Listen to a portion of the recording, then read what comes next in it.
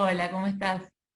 Acá soy Luciana Rogovich, estoy haciendo un nuevo video. El año pasado hice unos videos para esta época de Semana Santa y después para Pentecostés, estábamos en plena cuarentena, pero bueno, después de haber pasado todo un año con clases online y grabando videos, al final me pareció que el tema de hacer un video a veces puede llegar a muchas más personas que lo que quizás se llega haciendo una charla solamente presencial.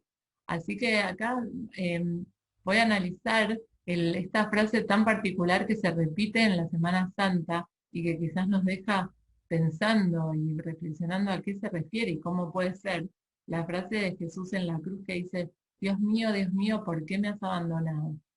¿Qué significa esto? En realidad, esto es una parte del comienzo del Salmo 22. Así que vamos a ver cómo, a mí me encanta investigar, yo soy judía y a la vez también católica, creo que Jesús es el Mesías esperado por el pueblo judío. Entonces me encanta investigar estos paralelismos, estas conexiones, cómo se complementa el Antiguo Testamento con el Nuevo y cómo se iluminan unos con otros. Vamos viendo imágenes, personas y acontecimientos en el Antiguo Testamento que estaban como eran como una sombra de algo que se iba a revelar y a iluminarse totalmente en el Nuevo Testamento. Y a la vez hay un montón de cosas que se hablan en los evangelios que no se comprenden del todo, no se le entiende la profundidad de lo que quiere decir sin conocer el Antiguo Testamento y muchas tradiciones del judaísmo. El año pasado vimos la Pascua cristiana y cómo se complementa y tiene un brillo diferente al entenderla a la luz de la Pascua judía.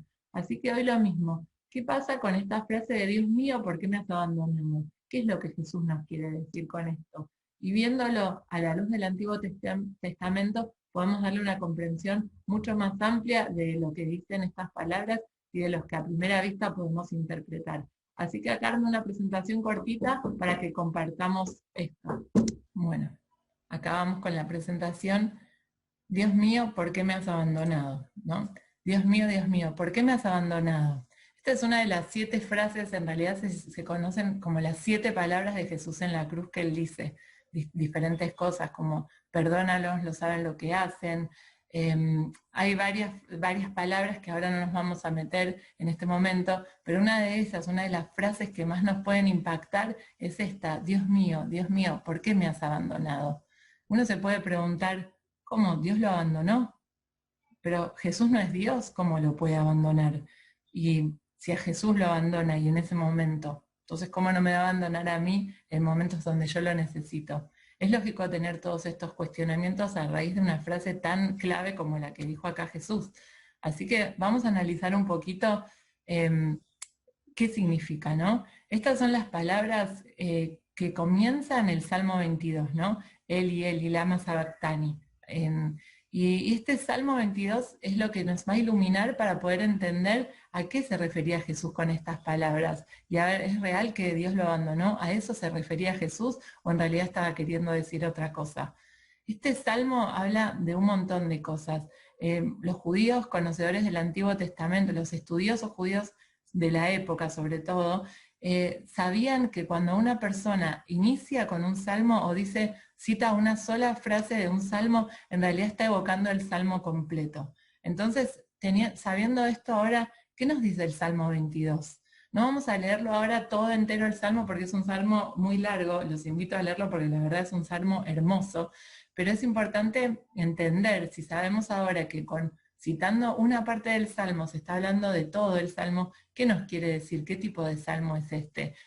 El, el Salterio tiene 150 salmos que tienen con esperanza, salmos de confianza, salmos de lamento, salmos de desesperanza. Son un montón de formas de orar a Dios, que Dios nos da esas palabras también para nosotros poder transmitirle diferentes emociones que estamos transmitiendo. A veces pueden ser de abandono, de silencio, de Dios. Son distintas emociones que todo creyente pasa a través de la vida.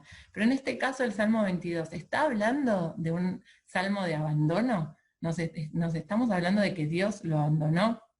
Vamos a ver, en realidad este salmo habla de dos cosas centrales. Es un salmo profético que habla sobre el sufrimiento del Mesías y además nos habla de la confianza en Dios. Vamos a ver ahora brevemente algunos paralelos que existen entre las descripciones de este salmo y los relatos de la pasión en los evangelios. Ya que decimos que es un salmo profético, vamos a ver a qué nos referimos con esto. Acá en los versículos 8 y 9 del Salmo 22 nos dicen: los que me ven se burlan de mí, hacen una mueca y mueven la cabeza diciendo: confío en el Señor, que Él lo libere, que lo salve si lo quiere tanto. Veamos qué nos dicen los evangelios. El Evangelio de Mateo, capítulo 27, dice: los que pasaban lo insultaban y moviendo la cabeza decían: tú que destruyes el templo y en 3 días lo vuelves a edificar, sálvate a ti mismo, si eres hijo de Dios, y baja de la cruz. De la misma manera, los sumos sacerdotes, junto con los escribas y los ancianos, se burlaban diciendo: ¿ha salvado a otros y no puede salvarse a sí mismo? Es rey de Israel, que baje ahora de la cruz y creeremos en él. Ha confiado en Dios, que Él lo libere ahora si lo ama, ya que Él dijo: yo soy hijo de Dios. Y también en el Evangelio de Lucas nos dice: el pueblo permanecía allí y miraba. Sus jefes, burlándose, decían: ha salvado a otros, que se salve a sí mismo, si es el Mesías de Dios, el elegido. Veamos otra parte del Salmo. Dice: talaran mis manos y mis pies, y me hunden en el polvo de la muerte. Yo puedo contar todos mis huesos. Ellos me miran con aire de triunfo. Se reparten entre sí mi ropa y sortean mi túnica. Y veamos qué dicen los evangelios al respecto. Después de crucificarlo, los soldados sortearon sus vestiduras y se las repartieron, y sentándose allí, se quedaron para custodiarlo. Esto nos dice el Evangelio de Mateo y el de Marcos.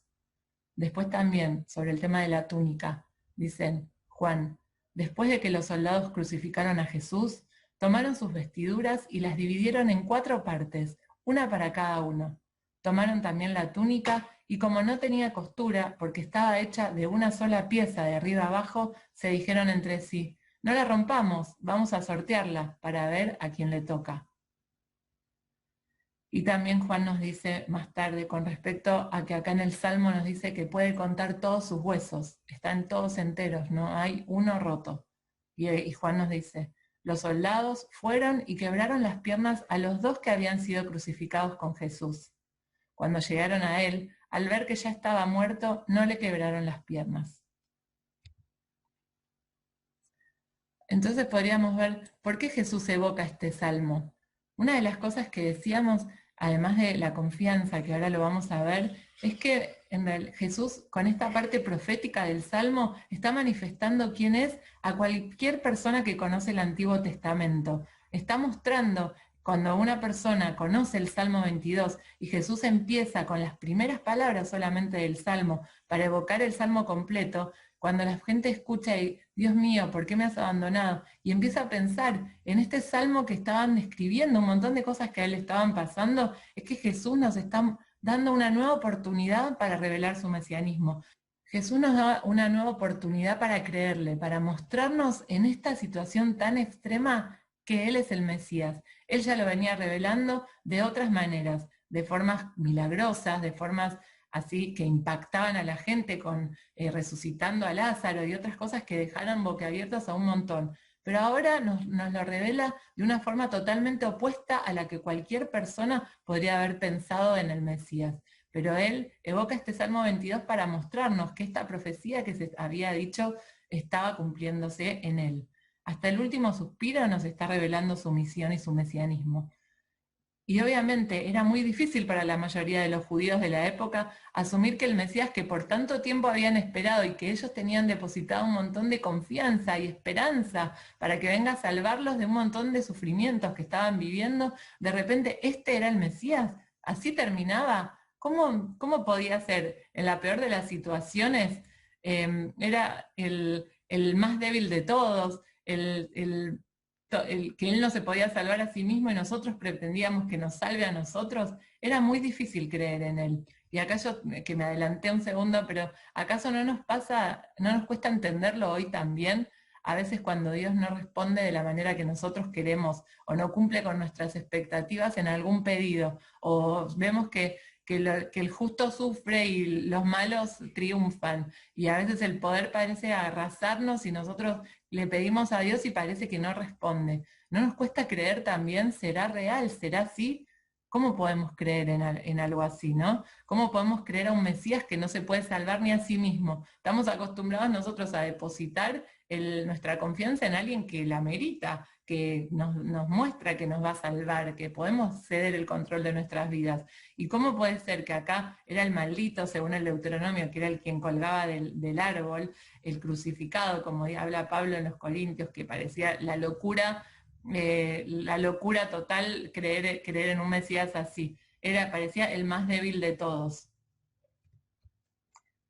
¿Cómo podemos creer además a un Dios que envía a su Hijo a sufrir de esta manera? Todas estas preguntas son totalmente válidas. En otro artículo yo hablo sobre este tema mucho más profundo, ¿no? Sobre el tema de la pasión y qué nos está diciendo, ¿no? Pero acá brevemente quería responder estos interrogantes, seguir en realidad no respondiéndolos, no hay una única respuesta, sino que son pensamientos que voy teniendo al respecto yo, pero pienso, ¿acaso tenemos alguna forma más sincera de que el sufrimiento para demostrar a alguien lo que lo amamos? No es que el amor tenga que doler, tenemos un montón de formas de expresar el amor hacia otros, pero creo que en el dolor y en la entrega total de uno mismo es donde se manifiesta la máxima expresión del amor. Que es lo que fue. La cruz es la expresión más radical y explícita que tiene Dios para expresar el amor que tiene con nosotros. Él desde su nacimiento lo fue mostrando desde diferentes formas, pero de esta manera fue como miren acá estoy, esto es todo lo que tengo y doy todo a toda la vida completa, da su vida hasta el extremo. Y eso es lo que nos está mostrando en esta situación. Y yo pienso en realidad, cuando decíamos primero, ¿cómo podemos creer en un Dios así? Pero miremoslo desde otro punto de vista. ¿Cómo no creer en un Dios así, no? Es un Dios que no solo entiende el sufrimiento a nivel teórico, sino que lo padeció. Un Dios que no entiende solamente la soledad, sino que la vivió. Lo mismo con la humillación. Sabemos que padeció las peores cosas en ese momento. Y encima tenía todo el poder de evitarlo, ¿no? ¿Cómo no podemos creer en un Dios así?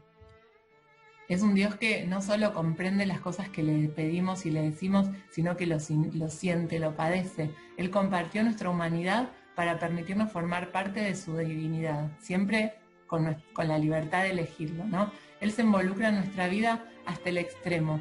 Jamás le podemos reprochar que es un Dios que no entiende lo que le pedimos. No le podemos decir, bueno, vos estás arriba y en el cielo, libre de todas las cosas, de los sufrimientos. En este caso, con el cristianismo, no podemos nunca decir eso. Sabemos que es un Dios que bajó, se hizo hombre y compartió todos los peores de los sufrimientos. Entonces Él sabe lo que sufrimos cuando sufrimos. Y la entrega de amor que tiene Él, que no es esta entrega no es el amor que Él nos da, también nos dice, es el amor al cual nosotros estamos llamados a dar a los otros.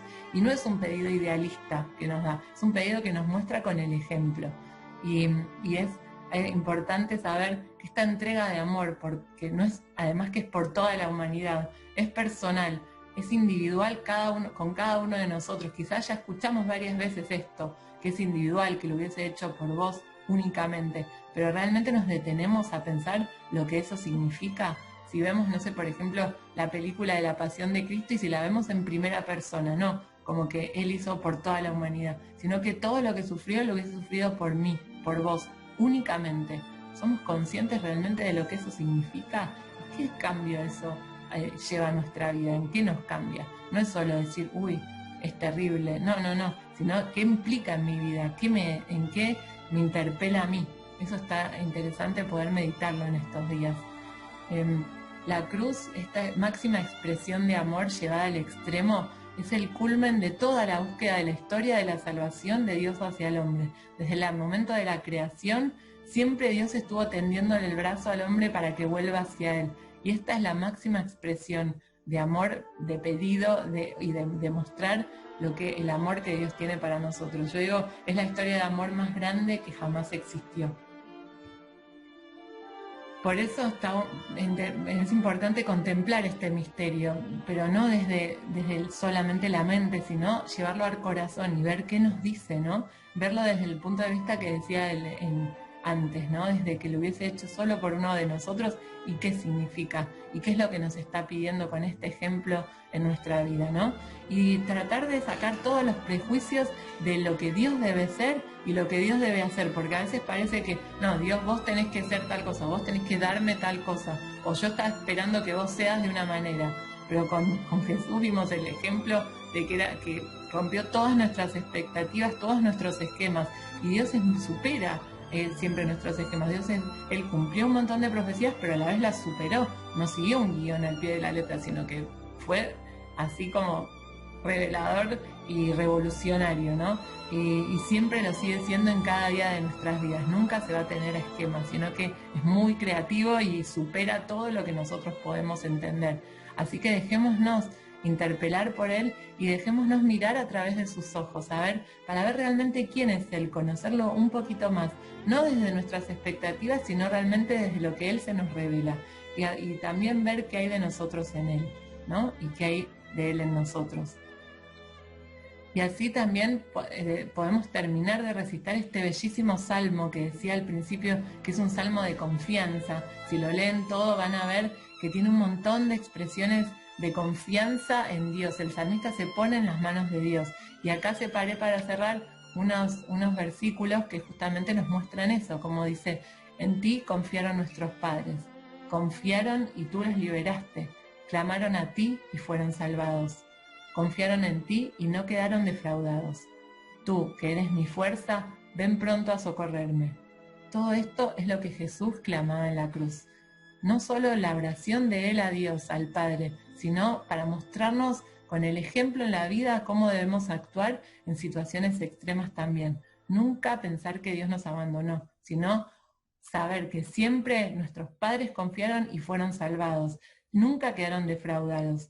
Dios es nuestra fuerza y siempre nos va a socorrer, aunque quizás no comprendamos cómo y en el momento nos sintamos que parece imposible, siempre está el otro día la resurrección. Nunca perdamos de vista esto. Bueno, espero que les haya gustado. Acá pongo el Maguen David, que es la estrella de David, el símbolo judío, y la cruz, siempre porque para mí esta es completud, le digo yo, es un complemento. Nunca el judaísmo es una religión y el catolicismo es otra, o el cristianismo otra, sino que es una continuidad. El judaísmo es la promesa de Dios del envío de un Mesías, de un Salvador, y el cristianismo celebra esta promesa. Es una continuidad, y digo completud porque se complementan una a la otra, se llevan a la plenitud y se completan. Entonces, bueno, para mí esto, el Salmo, esta frase de Dios mío, ¿por qué me has abandonado? Y estudiándola a la luz del Antiguo Testamento, realmente podemos ver el sentido completo de las palabras de Jesús. Así que bueno, les deseo que tengan una hermosa Semana Santa, que puedan meditar en estos misterios, y no solamente como una forma de transitar una semana que es de recogimiento, una semana tan hermosa, sino en qué nos cambia nuestra vida para todo el año, para toda la vida, qué significa todo esto y a qué tipo de amor estamos llamados nosotros a hacer. Así que también, que siempre, que esta historia de amor tan grande que es para toda la humanidad, que sea también la historia de amor personal de cada uno con Dios.